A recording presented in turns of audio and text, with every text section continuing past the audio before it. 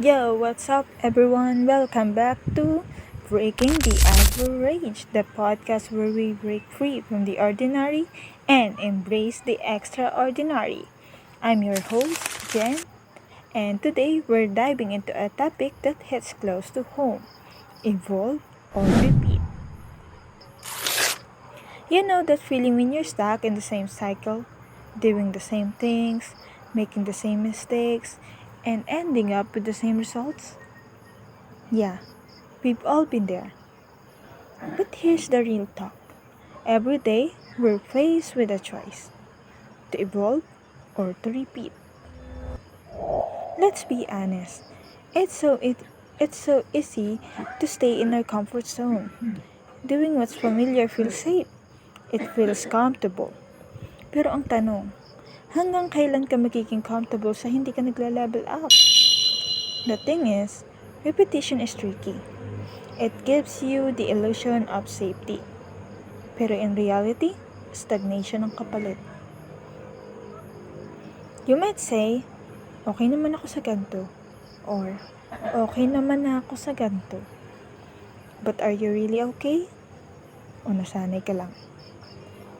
Imagine this. Umaakyat ka sa isang hagdan.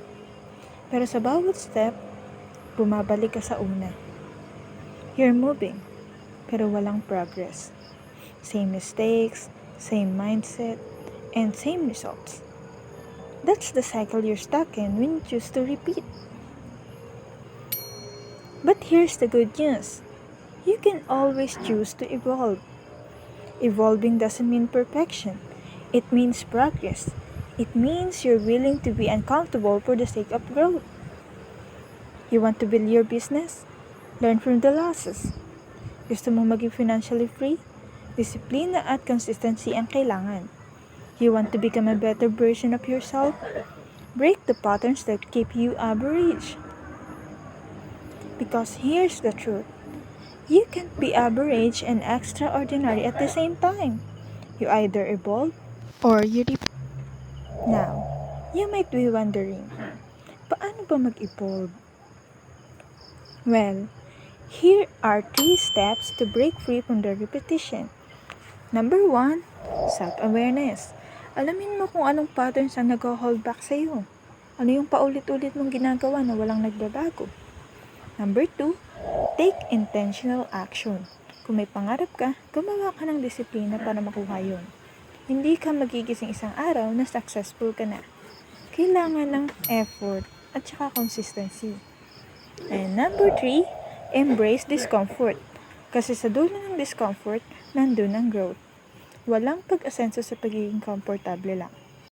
Challenge ko sa'yo ngayon, think about an area in your life where you feel stuck. Is it your finances, your business, or your mindset?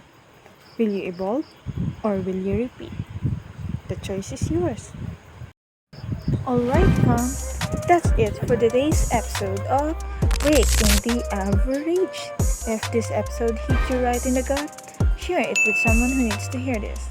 Don't forget to follow and subscribe para updated ka sa mga future episodes. And hey, keep choosing growth.